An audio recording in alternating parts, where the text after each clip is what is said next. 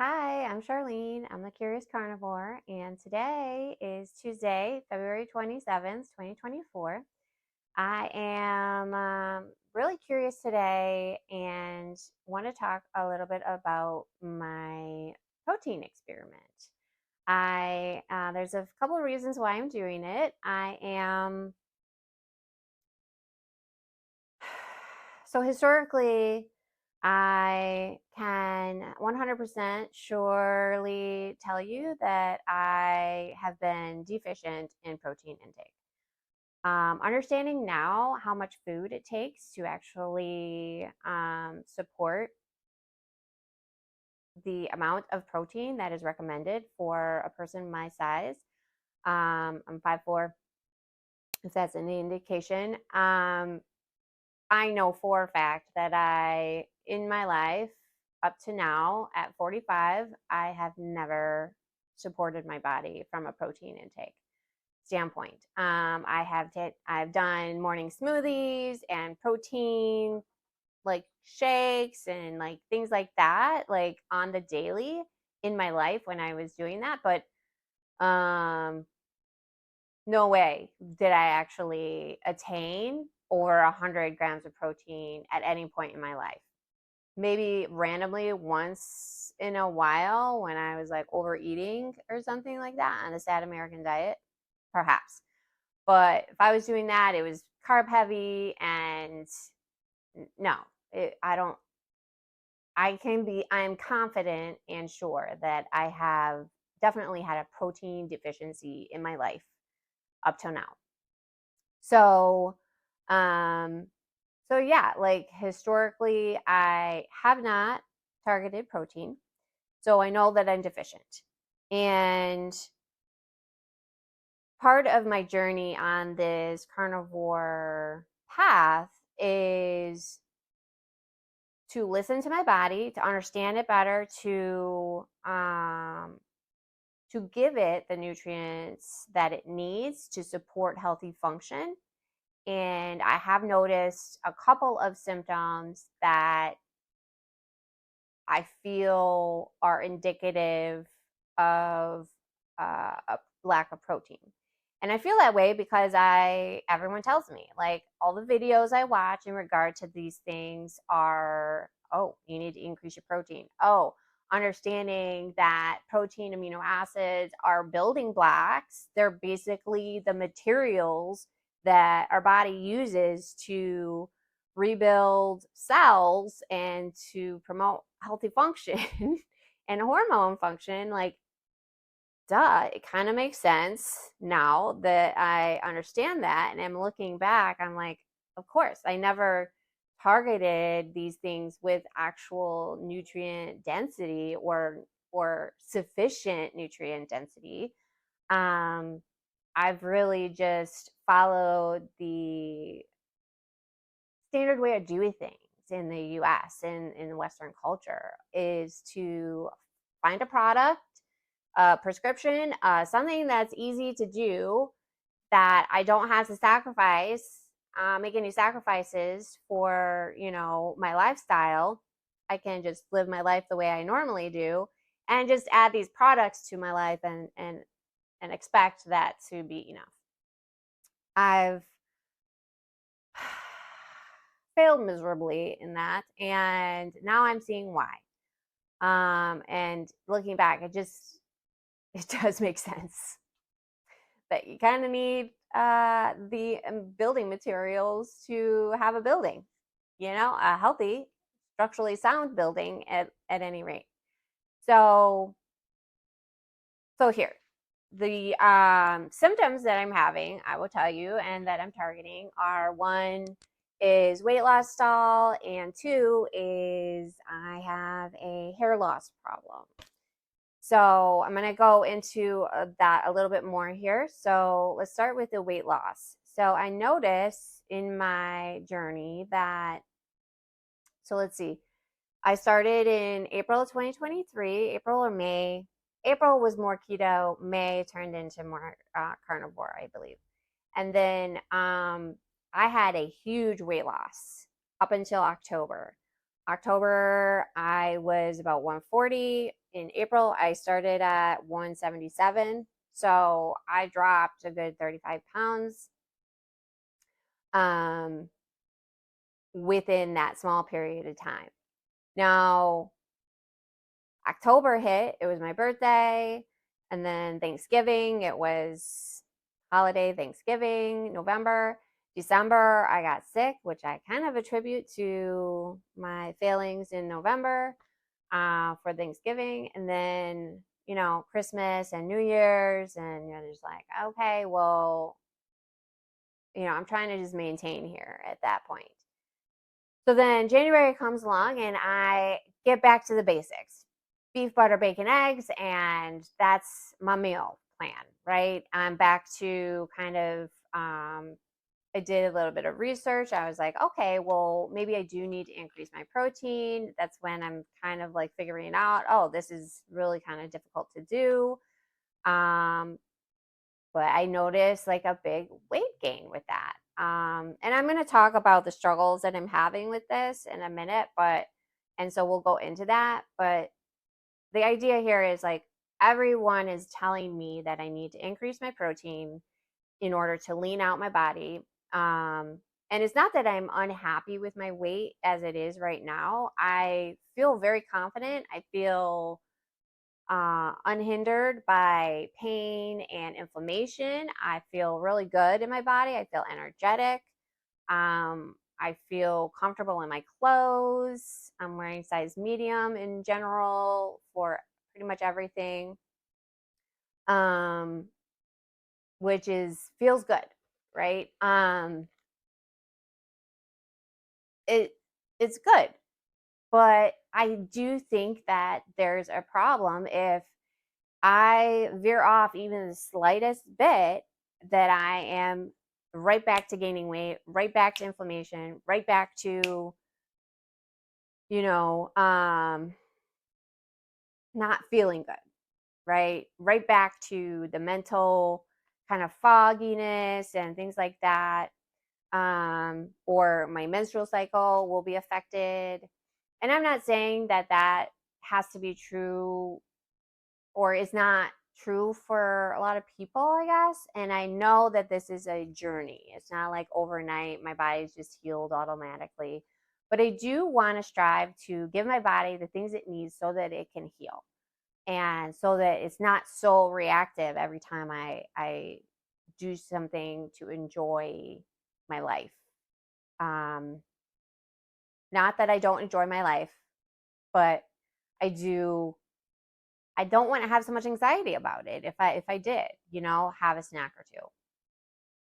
Or every now and then. I'm going on vacation soon and I get anxiety about it because I'm like, oh, how's that gonna be? What am I gonna do? Or whatever the case. Anyway, so moving on. I want to give my body what it needs to heal.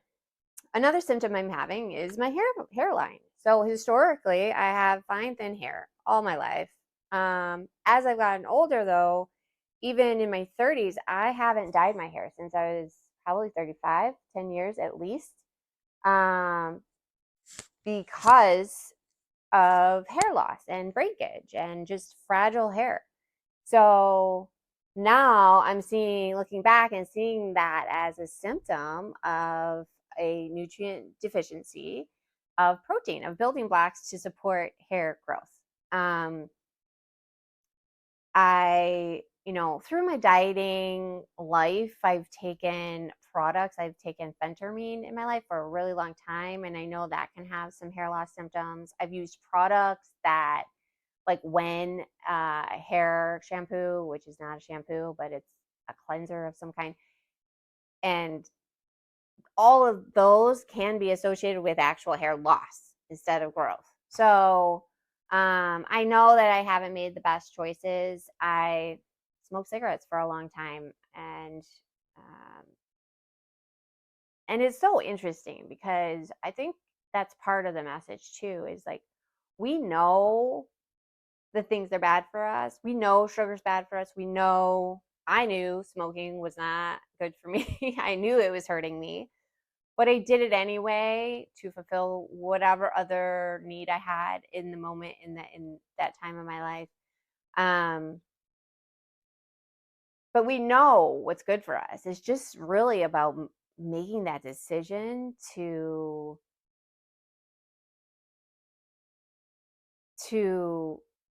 support our body and to get out of the impulsive moment and look at the long game and be really conscientious about our future and what does our future look like with that in our lives. Anyway, that's not actually the message of today, but it's a good message. Anyway, so I'm having hair loss issues, and this is why I'm targeting protein. So another aspect of this is how much protein am I targeting? So some would say it's about you should target 1 gram of protein per ideal body weight, per pound of ideal body weight. Now, for me, I don't, that is, the scale is a measuring tool that I struggle with. I don't know if I want to use that as a measuring tool because I have psychological issues with body weight, and I don't know what my ideal body weight is. I know what it is according to the BMI calculator. I know that it's supposed to be a certain thing according to society, but I don't know what my body, the ideal body weight is. I know that this around 140, 150 is kind of this feel good place where I feel like I look good and I feel good and I'm comfortable. And it's kind of been the most sustainable body weight in my life, in my adult life, as far as like in my other weight loss journeys. This is where I've gotten, and it's kind of stopped here. So I've never really gotten below 140 in my adult life as far as like body weight and the scale goes. I can say that I was more toned at some points. I was more flabby at some points. I was definitely calorie restricting at those points in my life as well. So, but yeah, that's part of the yo-yo thing is like, if your body's not healthy enough to tolerate like some random influx of something that's maybe not ideal for your body, then there's something still wrong, I feel. Um, but yeah, the so another target that I think is more ideal is something I heard from the Lean Seven. He did an interview with Steven from the UK, Coach Steven. He's a coach with the Steak and Butter gang. And he talks about your centimeters in height, and you should target 1 pound or 1 gram of protein per centimeter of height. So I'm about 160. So I think my target is somewhere in there, maybe between 130 and I'm 5'4", so 130 and 160 would be kind of an ideal place for me. I have been kind of targeting 160 just because I do want to support my lifestyle. I'm a massage therapist. I do heavy, deep tissue work that is, hard on my body and my hands and my muscles.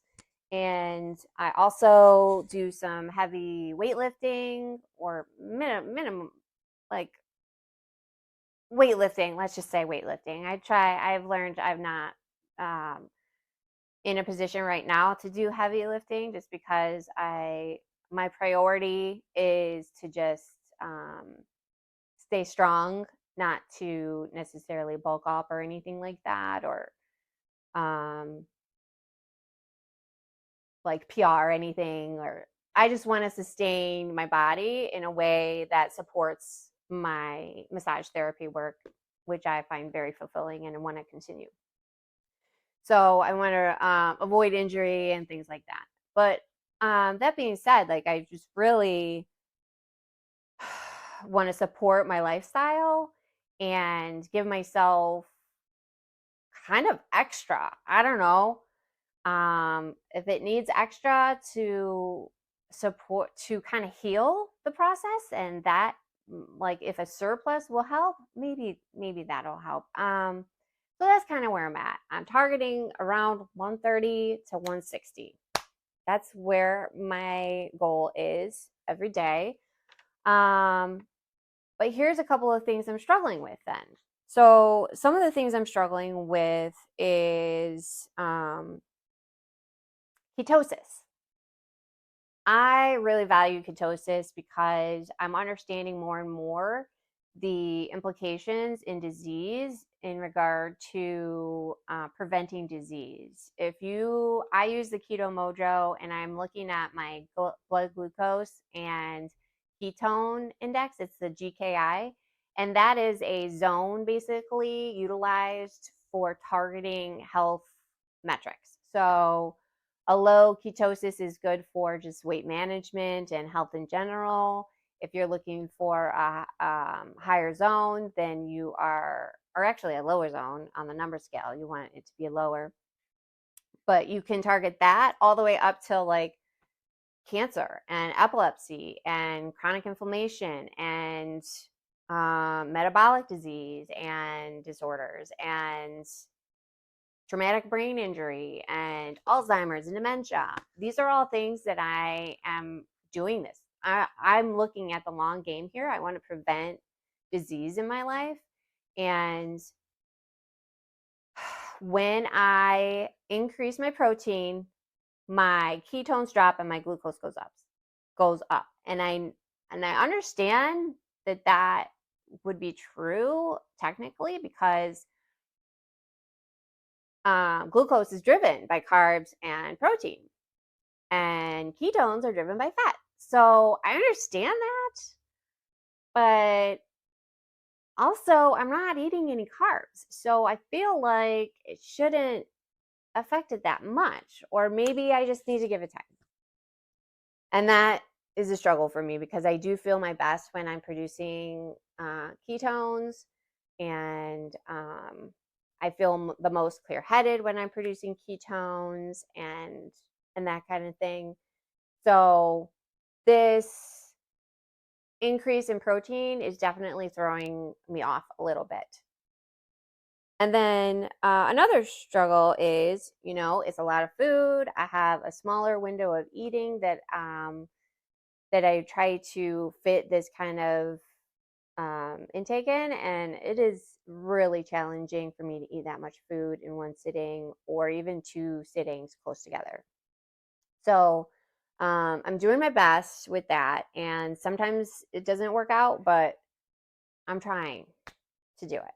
And then also, there's an aspect of weight gain that I've noticed. When I increase my protein, it's increasing my caloric intake, and I don't know if that's me and my subconscious belief system about the scale and why I'm struggling with that. I'm also working out, so it could be muscle gain because I'm not necessarily feeling like the bloating and the like my clothes still fit fine, like things like that. But mentally, like I really struggle with weight gain on the scale.